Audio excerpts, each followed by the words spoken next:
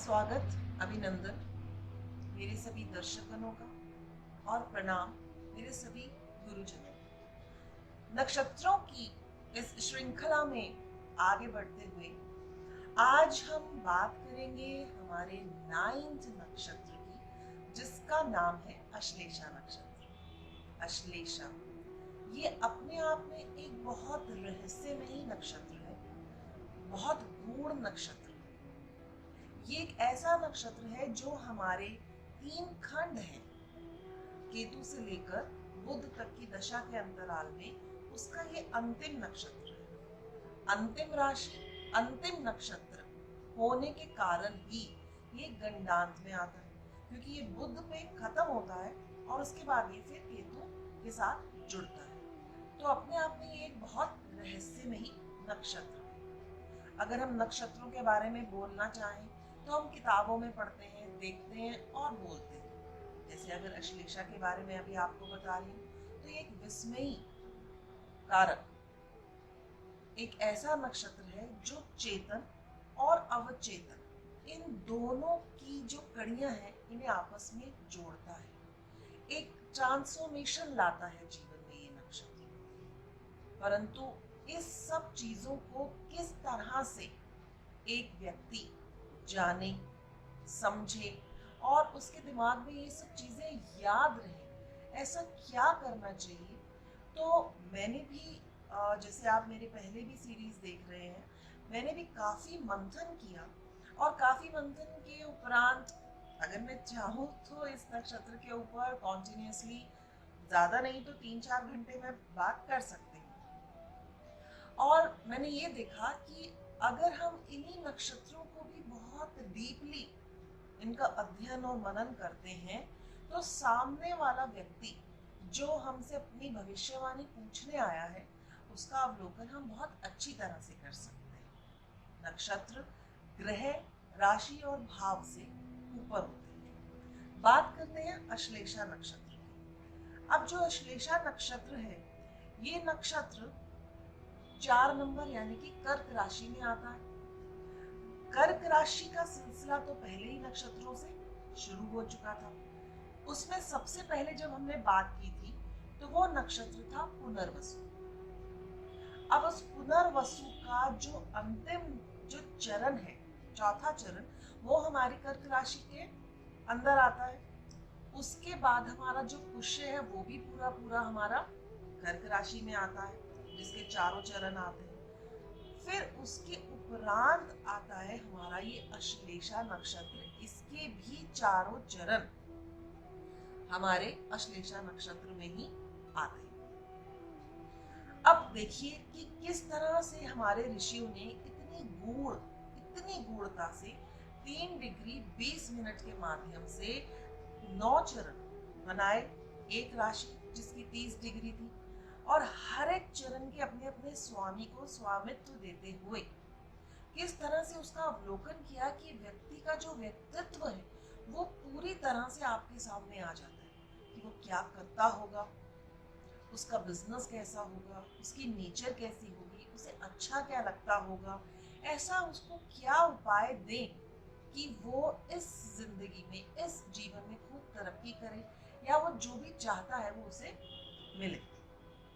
अब जैसे मैंने बताया कि जब हमने पुष्य नक्षत्र की या हमने पुनर्वसु की बात की थी, तब उसमें जो चौथा चरण था वो हमारा चंद्रमा का था। फिर उसके उपरांत हमारे जो 4 चरण आए वो थे सूर्य के, बुध के, शुक्र के और मंगल के।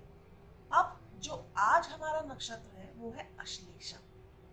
अश्लेषा नक्षत्र के भी जो चारों चरण हैं, जिसमें प्रथम चरण उसका है बृहस्पति का, दूसरा चरण, प्रथम चरण बृहस्पति की प्रथम राशि धनु, जो धनु नवांश में आती है। जो दूसरा चरण है वो है मकर, मकर नवांश में शनि का।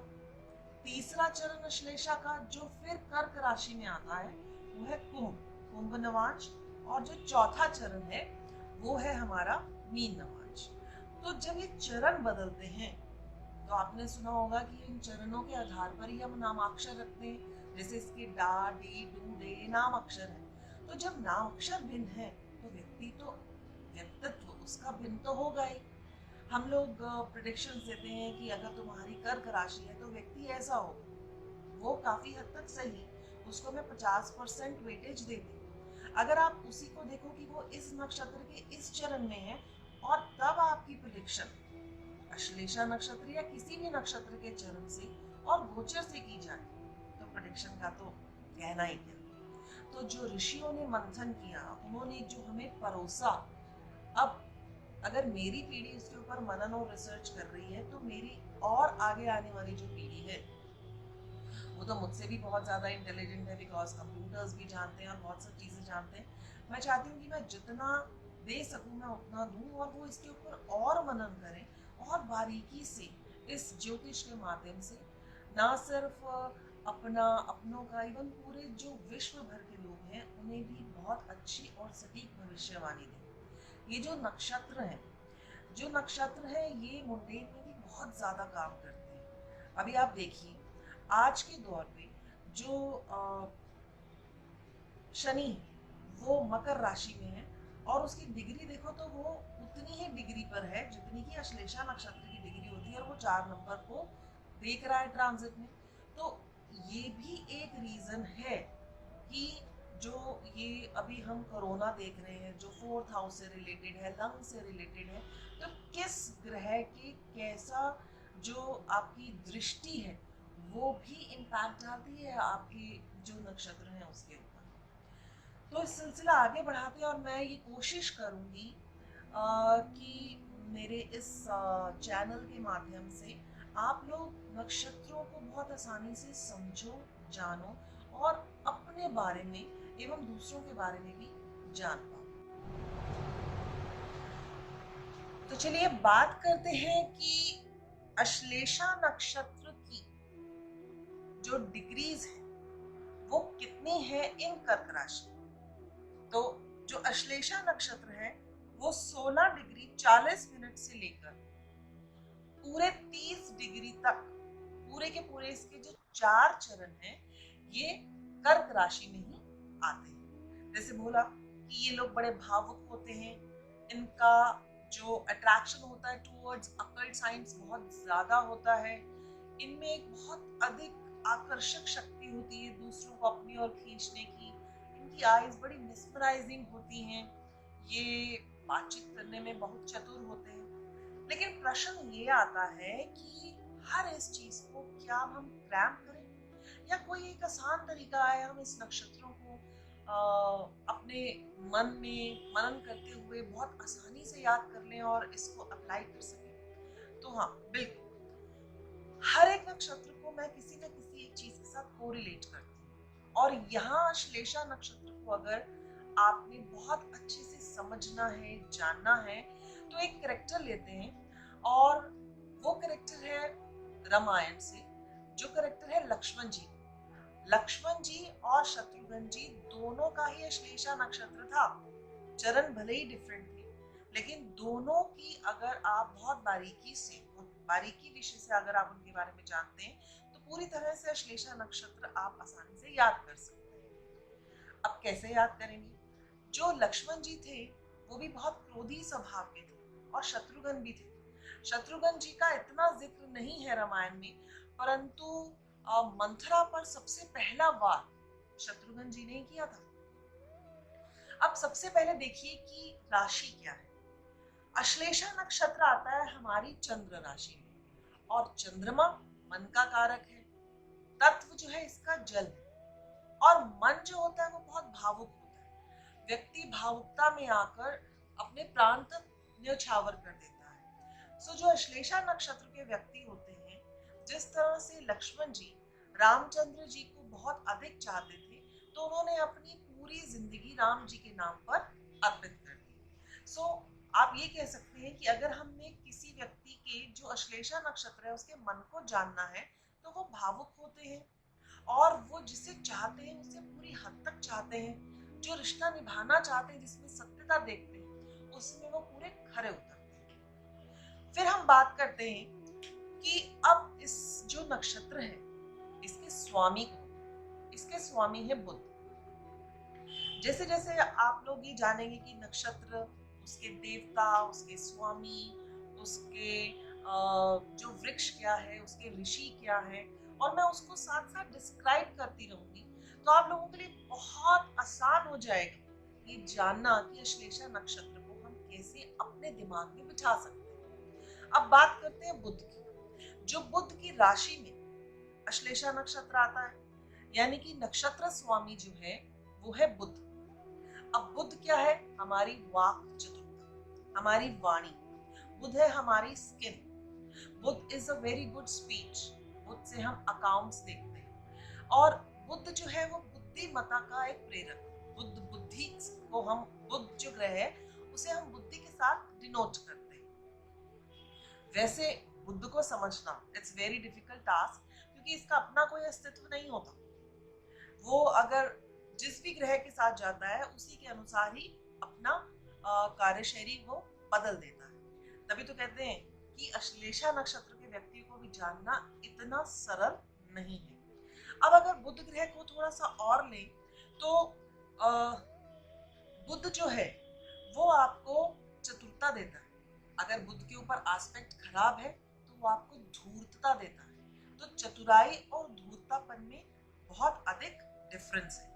इस बात को हम जब कुंडली में देखेंगे अश्लेषा नक्षत्र कि उसका एस्पेक्ट कौन से ग्रह कर रहे हैं, ये जरूर याद रखिए। अगर हमें इसको और अच्छा करना है तो हमें विष्णु जी की आराधना करनी चाहिए। वो क्योंकि कहते हैं कि अगर हमें बुद्ध को प्रबल करना है तो विष्णु जी सबसे अच्छे माध्यम हैं। ये लोग बहुत अधिक एम्बिशियस होते हैं। What they have decided they have to do it any cost. अगर उन्होंने कुछ सोच लिया, धन कमाना है ये सोच लिया, तो व्हाट मे कम, ये अपनी बुद्धिता के और प्रखर करेंगे और शार्प करेंगे, और बहुत सारे मार्ग ढूंढेंगे और जीतने की पूर्ण तरह से कोशिश करेंगे। अब बुध, बुध मीन्स इंटेलिजेंस, बुद्धिमत्ता। ये लोग अपने आप को इतना इंटेलिजेंट समझते हैं कि दूसरों पर ही आसानी से विश्वास नहीं करते कि किसी ने कहा उसकी बात तुरंत मान। नहीं, ऐसा नहीं है। ये दूरंदेशी भी होते हैं। अब देखिए, जब सीता जी ने लक्ष्मण जी को कहा था कि देखो ऐसा लगता है कि राम जी कहीं आघात हो गया है, उनको कहीं पर पीड़ा हो रही है, तो वो जानते थे कि ऐसा कुछ नहीं है, और लक्ष्मण जी ने उन्हें काफी मना किया। उन्हें अपने ऊपर ज्यादा विश्वास था और वो माँ सीता पर विश्वास नहीं कर रहे थे और वो नहीं जा रहे थे, परंतु फिर भी वो गए, जिसके कारण उसके उपरांत सीता जी को रावण चुरा कर ले गया। सो इससे आप ये चीज आराम से अपने अंदर याद रख सकते हैं। ओवर एम्बिशियस होते हैं, ओवर एम्बिशियस होना बहुत अच्छा है। अब अश्लेषा नक्षत्र चंद्रमा, चंद्र राशि का भी हो सकता है, सूर्य राशि का भी हो सकता है, हमारे असेंडेंट भी अश्लेषा नक्षत्र में हो सकता है, हमारे हाउसेस अश्लेषा नक्षत्र में हो सकते हैं अगर वो हमारे भाव मध्य में आ रहे हैं असेंडेंट के, और हमारे जितने भी 9 ग्रह हैं उनमें से कोई भी ग्रह किसी की भी कुंडली में एक या एक से अधिक ग्रह भी अश्लेषा नक्षत्र में हो सकते हैं। तो उनकी कैटेगराइजेशन जो है उनके अपने अपने सिग्निफिकेटर्स के अकॉर्डिंगली हम करेंगे। चलिए अब आगे चलते हैं कि जो अश्लेषा नक्षत्र है उसके देवता कौन है। देवता are playing very important role. अब इसके जो देवता हैं वो है नाग देवता, यानी सर्प, एक कुंडली मारा हुआ सर्प।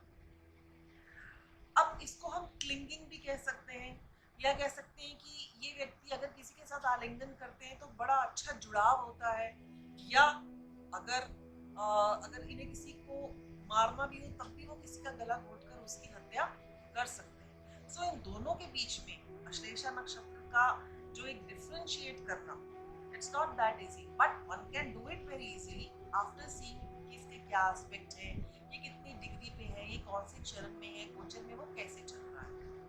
अब इसी जो देवता के माध्यम से आपको बताऊंगी कि हमने मंथन की बात सुनी है, उसमें शिव जी ने अपने कंठ में जो जितना भी विष था यहाँ रख लिया था, और इसी विष के ऊपर अगर आप देखें तो उनकी गर्दन पर जो नाग देवता है और सर्प विराजमान रहते हैं। तो इससे क्या पता चलता है कि जो अश्लेषा नक्षत्र के व्यक्ति होते हैं उनकी वाणी बड़ी कर्कश होती है।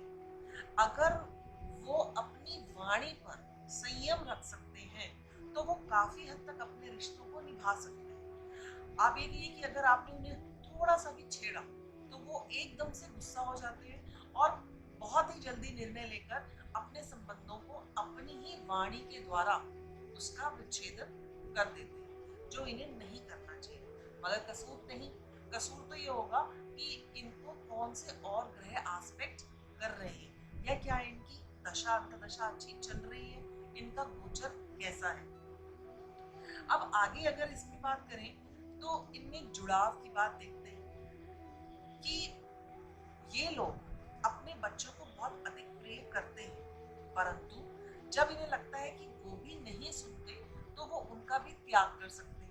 अब आप इसी से ही जो देवता हैं, आप सर्प को ही देखिए, वो एक सर्कल में अपने अंडे रखता है और एक लिमिटेड टाइम पीरियड देता है। तो ये भी अपने जितने भी रिलेशन से उन्हें टाइम पीरियड भी देते हैं। अगर उनके साथ इन्होंने किसी के भी व्यक्ति ने इनके साथ कुछ धोखा किया तो एक टाइम लिमिट बांधते हैं, अगर उसमें इनकी सुलह हो गई तो रिश्ता निभता है, अन्यथा नहीं। तो सर्प भी उसी सर्कल में एक लिमिटेड टाइम पीरियड के लिए अंडे छोड़ता है। जो सर्प निकल जाते हैं ठीक, बाकी जो अंदर रह जाते हैं या नहीं निकलते वो उन्हें खा लेते हैं। तीसरी बात हम इस नक्षत्र से क्या जानते हैं इसी देवता के माध्यम से, कि जो सर्प है वो हमेशा अपनी केंचुड़ी साल में बदलते हैं और उसके लिए वो मतलब अपने आप को पूरी फैमिली से अलग करके एक एकांतवास में जाना चाहते हैं, क्योंकि ये वाला जो समय उनका बड़ा पीड़ादायक होता है और ये करना भी for the longevity of life बहुत ज़्यादा ज़रूरी होता है। सो इसी तरह से जो भी अश्लेषा नक्षत्र के लोग हैं, इनकी लाइफ में भी बहुत अधिक उतार चढ़ाव आते हैं, और उतार चढ़ाव में जब ये उसका मंथन करते हैं और उस परिस्थितियों से आगे जूझ के निकलते हैं तो लाइफ में बहुत ज़बरदस्त ट्रांसफॉर्मेशन आता है जो इनकी आगे की जिंदगी को बहुत अच्छा बनाता है।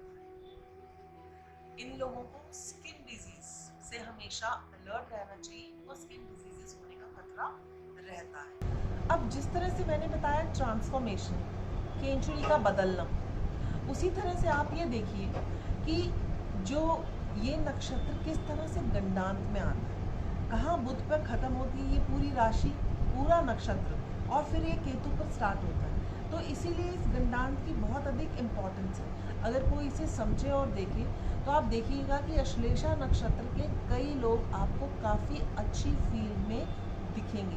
मैंने तो काफ़ी सारी कुंडलियों की माध्यम से इस चीज़ को देखा है और समझा है और जाना है कि अश्लेषा नक्षत्र के लोग किस तरह से कौन सी ज़मीन से पैदा हुए आसमान को और उसकी ऊंचाइयों को छू लेते हैं।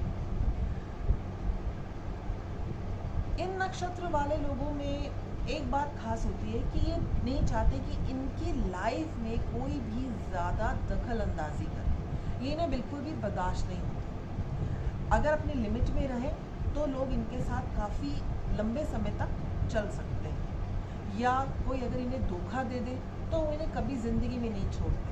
कहते हैं ना कि सांप अपने दुश्मन को कितने जन्मों तक अपनी आंखों में बसा के रखता है जब तक कि उसका बदला पूरा ना हो जाए। तो इसी तरह से ही अश्लेषा नक्षत्र के लोग होते हैं। अच्छे हैं तो बहुत अच्छे हैं, अगर बुरे हैं तो उनका सामना करने के लिए सामने वाले में बहुत हिम्मत और शक्ति की बहुत ज़्यादा ज़रूरत है। दूसरे की आहट को बहुत दूर से पहचानना, ये भी सर्प की एक पहचान है। यानी कि आगे आने वाली जो समय है वो परिस्थिति कैसी होगी, या सामने वाले व्यक्ति के मन के अंदर क्या चल रहा है, उसको भी अश्लेषा नक्षत्र के लोग भली भांति जान जाते हैं और उन्हें सतर्क होना, अलर्ट होना आता है। इसके लिए सेल्फ डिपेंडेंट होना या सेल्फ के ऊपर ज़्यादा विश्वास करना ज़रूरी नहीं। इन्हें किसी न किसी गुरु, किसी मेंटोर, एक अच्छे टीचर की सलाह ज़रूर लेनी चाहिए, क्योंकि कभी कभी ये उसमें गलत भी हो सकते हैं।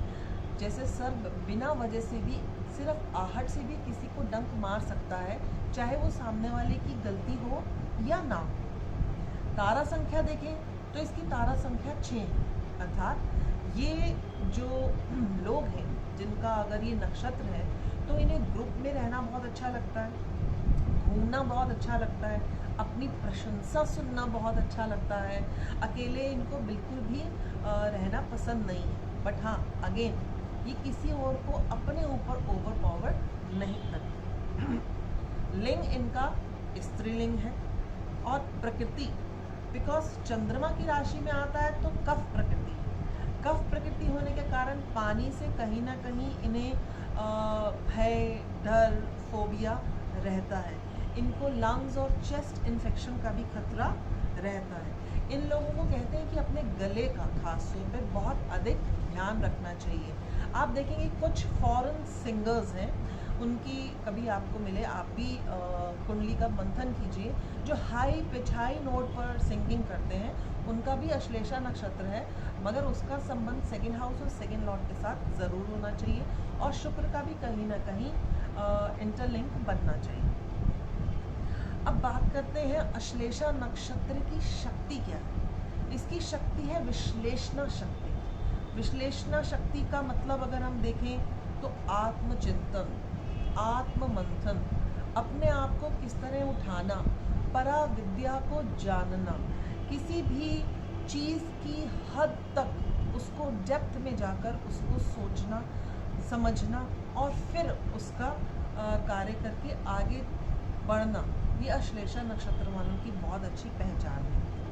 इनकी जाति मलेच्छ कही गई है, क्योंकि कहते हैं ना, इन्हें थोड़ा टाइम अलग रहना अच्छा लगता है। आप देखिए कि कई लोग ऐसे होते हैं जो कहते हैं कि आप मुझे प्लीज़ 4-5 दिन के लिए अकेला छोड़ दीजिए, या अगर वो पूरे दिन में आधा घंटा या 1 घंटा अपने आप पर चिंतन करते हैं, मनन करते हैं, मेडिटेशन करते हैं, सो उनका संबंध भी अश्लेषा नक्षत्र से ज़रूर देखने को मिलता है। जो गुण है, ये जो अश्लेषा नक्षत्र है, ये सतोगुणी नक्षत्र है, क्योंकि इसका जो पहला चरण और जो चौथा चरण है बृहस्पति की राशि का, वो सत्व को दिखाता है, और शनि स्वयं जो दूसरा और तीसरा चरण है वो सत्य और कर्म फल के दाता कहे गए हैं। गण जो हम कुंडली मिलान में गण देखते हैं तो इसका राक्षस गण है। और अगर आप ये जानना चाहते हैं कि ये नक्षत्र किस नक्षत्र वाले लोगों के लिए अच्छा रहेगा, तो उसके लिए आप तारा बल से इसको बहुत अच्छे से समझ सकते हैं। जो इसकी योनि है, इस नक्षत्र की योनि मार्जर यानी कि बिल्ली कही गई है। अब बिल्ली के अपने बहुत सारे फीचर्स हैं। उसकी आईज बहुत मेस्मराइजिंग होती हैं, अट्रैक्ट करती हैं। जैसे बोला कि इनमें एक आकर्षक होता है दूसरों को खींचने का। और अगर आप कभी देखो तो सबसे अच्छे जो नेल्स होते हैं वो बिल्ली के ही होते हैं।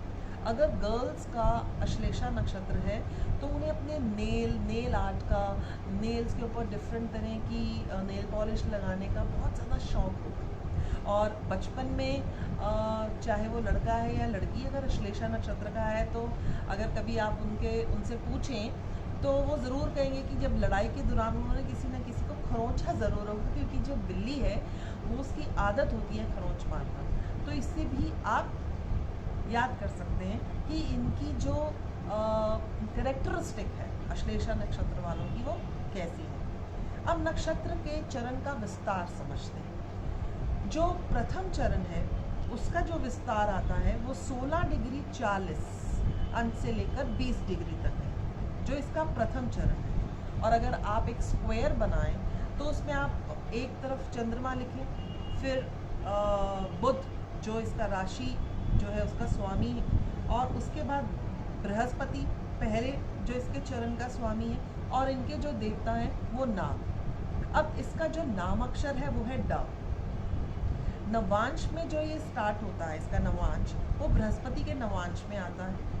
अब बृहस्पति और चंद्रमा का योग के कारण धन योग बना, तो ये व्यक्ति जो प्रथम चरण में आते हैं धनी होंगे, मेहनत करेंगे, मेहनती होंगे। बुध भी है जो कि बृहस्पति के साथ और चंद्रमा के साथ बहुत अच्छा संबंध नहीं बनाता, तो कहीं ना कहीं इनमें गर्व जैसी भावना होगी जो इन्हें कहीं ना कहीं कभी ना कभी नीचे झुकाएगी। और अगर समाज में देखें तो ये बढ़ चढ़ कर हिस्सा लेंगे, सबकी सेवा भी करेंगे, परंतु ये देखेंगे कि अगर लोग इनकी प्रशंसा कर रहे हैं तो आगे बढ़ेंगे, अन्यथा ये थोड़ा कदम पीछे बढ़ा लेंगे। अब सूर्य अगर प्रथम नक्षत्र में, इसके प्रथम चरण में आता है अश्लेषा नक्षत्र के, तो ये व्यक्ति प्रशासन को यानी कि गवर्नमेंट के बारे में बहुत अच्छी जानकारी रखेंगे। प्रशासनिक सेवा में हो सकते हैं या गवर्नमेंट से काम निकलवाना इनके लिए बहुत आसान होता है। केतु है अगर इसके प्रथम चरण में, तो ये धर्म प्रवक्ता हो सकते हैं, धर्म के बारे में जानकारी रख सकते हैं। अगर अच्छा ग्रह इन्हें देख रहा है तो अच्छे धार्मिक वक्ता होंगे। और अगर किसी और पीड़ित या 6, 8, 12 में बैठे ग्रहों की इनके ऊपर दृष्टि हुई तो ये ढोंगी बाबा भी हो सकते हैं। अब दूसरे चरण की बात करें तो आप फिर एक स्क्वायर बनाइए, यहाँ लिखिए चंद्रमा और फिर लिखिए यहाँ पर आप बृहस्पति, बुध लिखिए और फिर लिखिए शनि और उसके बाद नाग। तो शनि जो है वो अब इसमें मकर नवांश में आएगा, जो इसका दूसरा चरण है। अब ये वाले व्यक्ति कैसे होंगे? शनि प्लस चंद्रमा जो है वो विष योग बनाता है, जो एक अच्छा योग नहीं है। और उसके साथ साथ बुध भी आ गया। शनि और बुध की युति भी अच्छी नहीं होती। हम ये नहीं कह सकते कि जो दूसरा चरण है वो ज़्यादा अच्छा रिजल्ट नहीं देगा, परंतु हाँ, इन लोगों में भय, फोबिया, डर ये बहुत ज़्यादा होता है, क्योंकि इन्होंने अपने जीवन में या बचपन में किसी काल में कोई ऐसी परिस्थिति का सामना किया होता है जो इन्हें भयभीत कर देती है, और ये चाहते हैं कि कभी ये समय दोबारा देखने को ना आए, और इसी डर में वो अपना बहुत सा समय व्यतीत कर देते हैं। इसलिए कहते हैं कि इन्हें अपने गुरु अवश्य बनाने चाहिए। धार्मिक कार्यों में रुचि ये भी रखते हैं, और ये लोग सिर्फ खुद ही गुरु नहीं बनाते, परंतु स्वयं भी गुरु बनने की क्षमता रखते हैं, अगर इन्हें अच्छा मार्गदर्शक मिल जाए, क्योंकि इनमें बहुत अधिक क्षमता होती है। ये दूसरों को मार्गदर्शक कर सकते हैं अगर ये अपनी कमियों को जीत लें।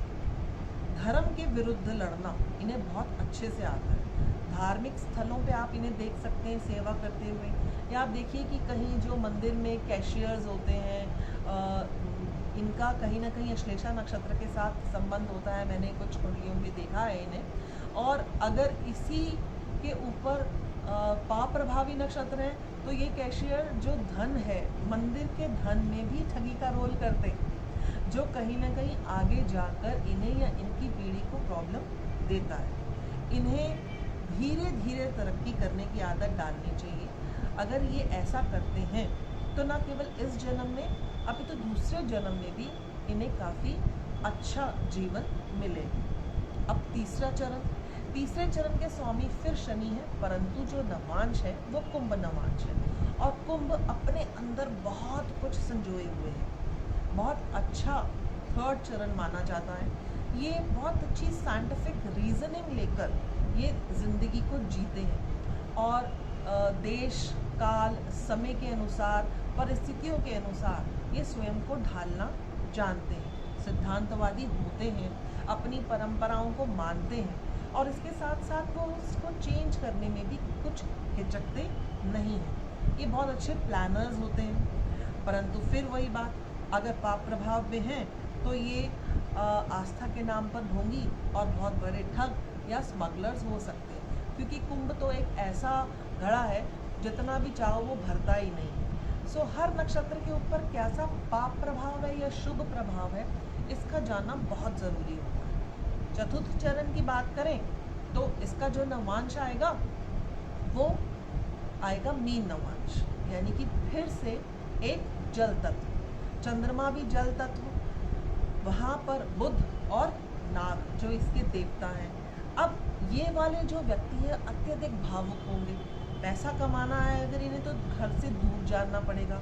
अगर ये किसी ट्रैवल एजेंसीज या ट्रैवल के माध्यम से या अपने घर से दूर रहकर या विदेश में जाते हैं तो ये अत्यधिक धन कमा सकते हैं। यात्रा की बहुत ज़्यादा शौकीन होंगे, खास तौर पे धार्मिक यात्रा की, और ऑकल्ट में इनका बहुत शौक होगा अगर इन्हें भी सही मार्गदर्शन मिले, क्योंकि बृहस्पति है, चंद्रमा, बुध, ये सभी के सभी ऑकल्ट में जाने के लिए हमेशा प्रेरित रहते हैं। 4वीं राशि जो हुई वो भी मोक्ष की राशि, और 12 राशि भी मोक्ष की राशि होती है। सो इस तरह से देखा कि 4 डिफरेंट चरण, उनके जो नाम अक्षर हैं वो हैं डा, डी, डू और डे। अब नेक्स्ट चलते हैं वृक्ष। कौन सा वृक्ष है जो इसके साथ कनेक्ट होता है? वो है नाग चंपा। अगर ये लोग अपने घर में नाग चंपा का वृक्ष बोते भी हैं तब भी इनके लिए काफ़ी सुखदायी सिद्ध हो। दिशा जो है वो दक्षिण दिशा है। अब दक्षिण दिशा तो मंगल की कही गई है, परंतु अश्लेषा नक्षत्र को अगर देखा जाए तो जिस तरह से ये फुंकारता है और जिस तरह से ये एग्रेसिव होता है, तो इसलिए दक्षिण दिशा इसे दी गई है। दक्षिण दिशा के अगर किसी भी घर के व्यक्ति में हम देखते हैं कि दोष हैं, तो अश्लेषा के ऊपर अगर आप कुंडली खोल के देखेंगे तो आपको पाप प्रभाव दिखाई दे रहे हैं। ऐसा होने पर क्या होगा? व्यक्ति धन, मान, सम्मान, यश, उन्नति नहीं प्राप्त कर पाएगा। तो आप उसके घर की दक्षिण दिशा को भी अगर आप ठीक करते हैं तब भी अश्लेषा नक्षत्र में काफ़ी अधिक सुधार आएगा और उस व्यक्ति का जो जीवन है उसमें भी पॉजिटिव बदलाव देखने को मिलेगा। अब गोत्र स्वयं में बहुत इम्पोर्टेंट रोल प्ले करता है। अगर मैं बोलना चाहूँ तो बहुत लंबा हो जाएगा, मैं बहुत शॉर्ट में समझाऊंगी और चाहूँगी कि आप इसे अंत तक ज़रूर सुने, क्योंकि इसे सिर्फ 2-3 बार आप इस वीडियो को जब सुनेंगे तो आप अश्लेषा नक्षत्र को ऐसे समझ पाएंगे जैसे कि आपके सामने एक व्यक्ति बैठा है और आप इसके व्यक्तित्व को बहुत अच्छे से समझा सकते हैं, देख सकते हैं, परख सकते हैं। इनके जो ऋषि हैं वो ऋषि वशिष्ठ। ऋषि वशिष्ठ जो हैं वो जो इनका गोत्र है वो महर्षि वशिष्ठ है और वो भी ब्रह्मा के मानस पुत्रों में से एक थे, जिन्हें पृथ्वी पर सिर्फ 2 कार्य करने के लिए भेजा गया था। पहला कार्य था हवन करना और दूसरा कार्य था रघुवंशियों के जो रघुवंशी हैं उनके गुरु बनना, परंतु इन्होंने ये स्वीकार नहीं किया। इनको पहले ही बताया गया कि यहीं पर ही विष्णु का एक अवतार होगा, यानी कि इन्होंने स्वयं देखा और ये दूरंदर्शी थे। तो ऋषि वशिष्ठ से पता चलता है कि अश्लेषा नक्षत्र वाले कितने दूरंदर्शी होते हैं। ये आए और इन्होंने जब राम जी और लक्ष्मण जी हो गए थे तो दशरथ जी से सिर्फ इनके 2 पुत्रों को मांगा, पूरी सेना को नहीं, कि मैं चाहता हूँ आपके 2 पुत्र आएँ और मेरे जो आश्रम में राक्षस मुझे पीड़ित करते हैं, मेरा हवन नहीं होने देते हैं, उनसे रक्षा करें। क्यों? क्योंकि वो जानते थे कि ये 2 ही काफ़ी हैं उस प्रबल सेना को, राक्षसों की सेना को हराने के लिए। दूसरी बात और, ये एक बहुत अच्छे हीलर होते हैं, क्योंकि वशिष्ठ जी ने ही दशरथ जी को कुछ मार्ग सुझाया था जिसके कारण उनकी वंश वृद्धि हुई और उनके घर 4 पुत्र संतानों ने उत्पन्न किया, राम, लक्ष्मण, भरत और शत्रुघ्न। बहुत अच्छे मार्गदर्शक होते हैं क्योंकि वशिष्ठ जी उनके गुरु थे। इन्हें औरों को तसल्ली देना आता है, बहुत अच्छे हीलर होते हैं, बहुत जल्दी से अश्लेषा नक्षत्र वाले सॉल्यूशन ढूंढते हैं और दूसरों की सहायता करते हैं। इन लोगों को दिखावे से ज़रूर बचना चाहिए। ये भी गोत्र के माध्यम से ही बताऊंगी, क्योंकि जब राजा विश्वामित्र अपनी सेना के साथ वापस आ रहे थे युद्ध से जीतकर, तो वशिष्ठ जी ने उनकी आवभगत एक ऋषि की हैसियत से भी ज़्यादा की और जब वशिष्ठ जी ने उनकी आवभगत बहुत अच्छी की तो विश्वामित्र जी ने उसका राज जानना चाहा। तब उन्हें पता चला कि वशिष्ठ जी के पास कामधेनु गायें हैं। उसके माध्यम से जब चाहे, जितना चाहें, जैसा चाहें, जहाँ चाहें, जो भी चाहें वो आपको मिल सकता है। तो विश्वामित्र जी ने वशिष्ठ जी से कामधेनु गायें मांगी और उन्होंने उसका इनकार कर दिया। इसी कारण उनमें फिर युद्ध हुआ, यानी कि उन्होंने जिसकी आवभगत हद से ज़्यादा की उसी के साथ फिर उन्होंने उसके साथ युद्ध किया और उन्होंने उन्हें युद्ध में हरा भी दिया। हराने के उपरांत विश्वामित्र जी शरणागत हुए और उन्होंने विश्वामित्र जी को माफ़ किया। अर्थात अश्लेषा नक्षत्र वाले अगर किसी की आवभगत या किसी के साथ यारी दोस्ती ज़्यादा करते हैं तो उसके साथ उनकी लड़ाई भी होती है, फिर अगर सामने वाला मान जाता है तो उन्हें माफ़ भी कर देते हैं और आखिर में फिर उसकी सहायता भी करते हैं। जैसे वशिष्ठ जी ने विश्वामित्र को काफ़ी सारी यज्ञ और बहुत सारी विद्याएं सिखाई, उन्हें ब्रह्म ऋषि की उपाधि भी दी।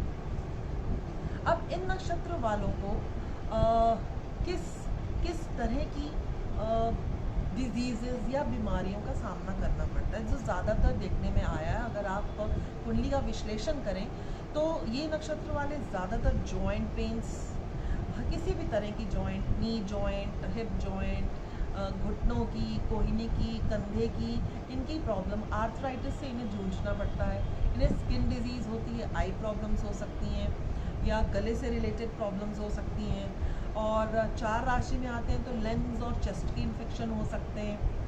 और अगर आप मानिए कि 4th हाउस है, 4th लॉर्ड है, चंद्रमा भी पीड़ित है और दशा भी बहुत ख़राब आ रही है और गोचर भी बहुत ख़राब है, तो उस दौरान व्यक्ति को चेस्ट इन्फेक्शन या कैंसर तक की प्रॉब्लम्स आई, ऐसा मैंने कुंडली में देखा है। ये कैसा प्रोफेशन करें जो इन्हें सबसे ज़्यादा सूट करता है? प्रोफेशन के लिए ये बहुत अच्छे वक्ता हैं, स्पीकर हैं, लेखक हैं। ये एजुकेटेड ना होते हुए भी, ज़्यादा एजुकेटेड ना होते हुए भी, जो एजुकेटेड लोग हैं उनसे भी ज़्यादा बुद्धिमत्ता रखते हैं। इनमें जो मार्केटिंग स्किल है वो बहुत अच्छी होती है, यानी कुछ भी बेचना हो तो ये व्यक्ति आराम से बेच सकते हैं। ये लोग रॉ में, सीआईडी में या आप सीबीआई में देखे गए हैं। और बहुत अच्छे कंसल्टेंट हैं, बहुत अच्छे हीलर हो सकते हैं, मेडिसिन प्रैक्टिशनर्स, जो मेडिसिन या केमिस्ट, ये हो सकते हैं। परंतु अगर पाप प्रभाव में फिर से अश्लेषा नक्षत्र आता है और उसका 10th house, 10th Lord D10 में कहीं पे रिलेशन बनता है, तो ये ड्रग डीलर्स भी हो सकते हैं। अब अगर देखें कि राहु है अश्लेषा नक्षत्र में, ठीक है, तो ये व्यक्ति कैसा होगा? बहुत अच्छा हैकर हो सकता है। शुक्र अश्लेषा नक्षत्र में है तो व्यक्ति मॉडल हो सकता है या हीरो हो सकता है, उसकी आईज़ बहुत ज़्यादा अट्रैक्टिव होंगी और मेकअप करने का उसे बहुत शौक होगा। सूर्य है तो व्यक्ति गवर्नमेंट जॉब में हो सकता है, आसानी से वो गवर्नमेंट के जितने भी लूप होल्स हैं उनको, उनकी जानकारी वो पा सकता है। सभी ग्रह हैं, डिफरेंट हाउसेस हैं, उन हाउसेस में अश्लेषा नक्षत्र क्या योगदान प्रदान करता है? मान लीजिए फर्स्ट हाउस है, फर्स्ट हाउस में अश्लेषा नक्षत्र आता है तो व्यक्ति अपने आप को अपने से ज़्यादा अहमियत देगा और चाहेगा कि सामने वाला व्यक्ति भी उसे ज़्यादा अहमियत दे। सेकंड हाउस अगर अश्लेषा नक्षत्र में आता है तो वो वाला व्यक्ति किसी ना किसी तरह से साम दाम दंड भेद से पैसा कमाना जानता होगा। हो सकता है कभी कभी वो झूठ भी बोले या कड़वा भी बोल सकता है। थर्ड हाउस में अगर अश्लेषा नक्षत्र है या थर्ड हाउस अश्लेषा नक्षत्र में आता है तो व्यक्ति अपने पड़ोसियों पर या अपने को-बॉन्स पर बहुत आसानी से विश्वास नहीं करता।